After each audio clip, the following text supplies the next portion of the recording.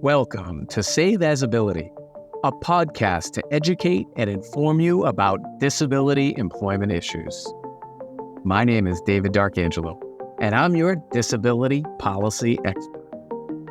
IEPs, the Individualized Education Program, that's what we're talking about today on Save As Ability. Welcome back for another episode. David D'Arcangelo, great to be with you. Please help us continue to grow the channel. If you could like, subscribe, share, comment, that'd be great. Help us keep great content flowing for you and grow the channel. So today we're talking about IEPs, or Individualized Education Programs. And I've worked on these in a number of different capacities. One, as a parent of a daughter with a disability. Two, as myself as a person with a disability, although at that time it was a little bit different. Back in the 70s and 80s, there's some different terminology. But also as an administrator and, my work professionally. And so a number of different prerogatives that I'm going to try to bring to this episode today.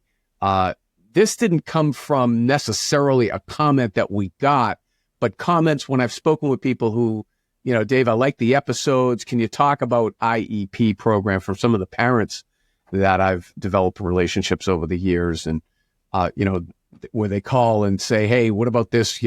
Johnny's having trouble in school here, or whatever the case is.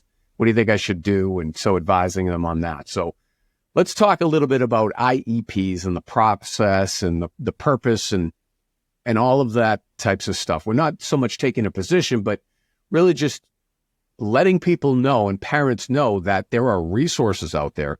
There are laws out there to be able to ensure that your student with a disability is getting the supports that they need to be successful in school. That's what it's about, okay? All right, so IEPs are meant to ensure that students with disabilities receive the support they need, the specific, and it's supposed to be tailored and customized support that they need to thrive academically.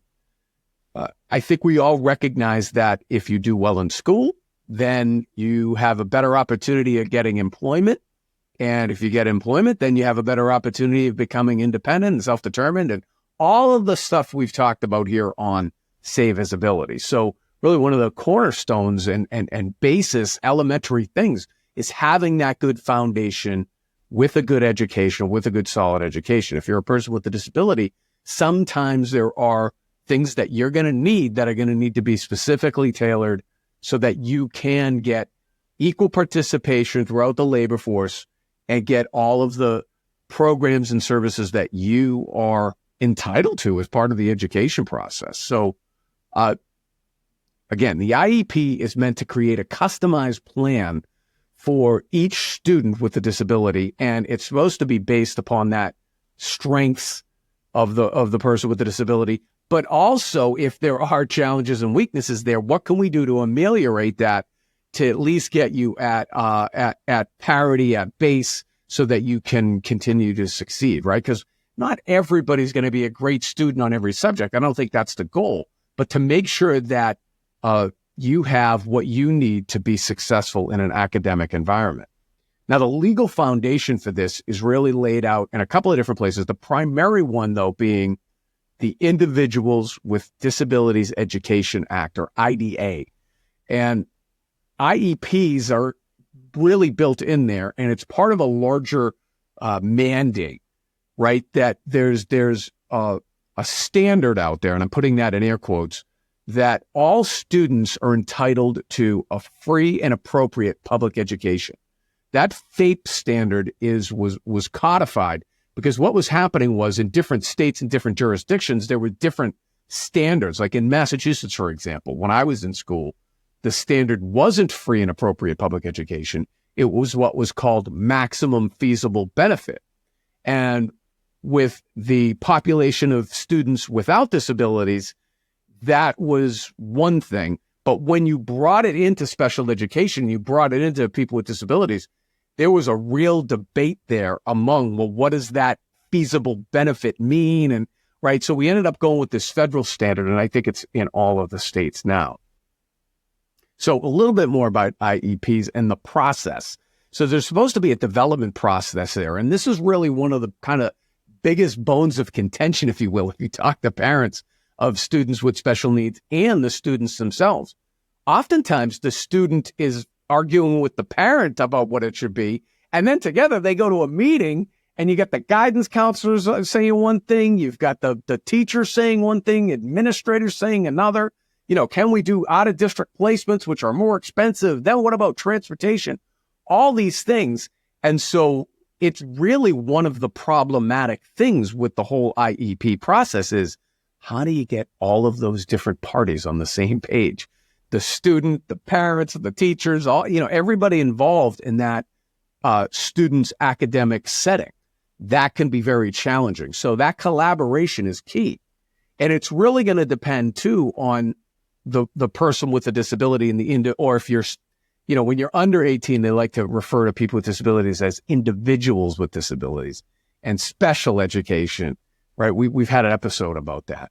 But anyways, the family insights and what the student wants, that's not monolithic. Sometimes what the student wants isn't necessarily what the family wants. And then that might not be what the teachers think is best. And so that collaboration there is really key. So to look at it positively, it's one of the better things of the process where everybody gets together and kind of collaborate. But if you want to look at it a different way, it can really be an impediment. And really, if you don't get it right, it can really inhibit. So that's one of the major challenges with trying to implement IEPs. So, there's supposed to be these annual reviews. They're supposed to get adjusted. But, unfortunately, that leads to like this administrative bureaucracy and paperwork. And that really doesn't lead to learning. And, the more dollars that you're spending on that stuff, the less dollars you're spending on the student actually learning. That's problematic, right? So, another thing is different jurisdictions are going to fund it differently. Like here in Massachusetts, it's basically a split between local government and state government putting the money together to be able to support the student, right? And because the federal government really, what do they pay for? They pay for like free and reduced lunch and, some other programs, but they are not driving the dollars towards the students. So here comes the feds with all these rules, yet they're not putting any money in to really kind of back up the rules. So again, another challenge there. Why is this so important though? This impacts the student's future. Because if you're spending your time in meetings and, planning and what are we going to do, all this time's going by where the student isn't getting the education that they need or that, is really going to help prepare them for what's next. And again, we talked about this so many times here. We're major proponents of employment and making sure that people with disabilities have access to opportunities because we believe those access to opportunities increase greatly a person's independence and self-determination. And isn't that what we want, right? We want freedom, right? So the way to do that, I think, is less regulation, incentivizing it for the person with a disability, their family, and all of the people in on the process, for government even, incentivizing it so that you pay for outcomes, and you pay for, good grades and upward mobility. So that's a little bit about IEPs, individualized education programs and planning. And so let's hear from you. What do you think? Put it in the comments, like, subscribe, share. Let us know if you want to hear more on this and we can address it in future episodes. But I hope this built value for you. David D'Arcangelo, another episode of Save His Ability. I hope you have a great day. For more information about disability employment issues, please visit our website, disabilityemploymentsolutions.com. The Save As Ability podcast is available on Apple Podcasts, Spotify, our YouTube channel at Disability Policy Expert, or wherever you stream your podcasts. Subscribe, stream, rate, and review our shows. Your ratings and reviews help our show reach new audiences. Produced by Pod Pro Entertainment. Save As Ability lives within a network of podcasts located at podproentertainment.com. #TheNewRadio. Again, my name is David D'Arcangelo, and I'm your disability policy expert. Until next time, thank you. I hope you have a great day.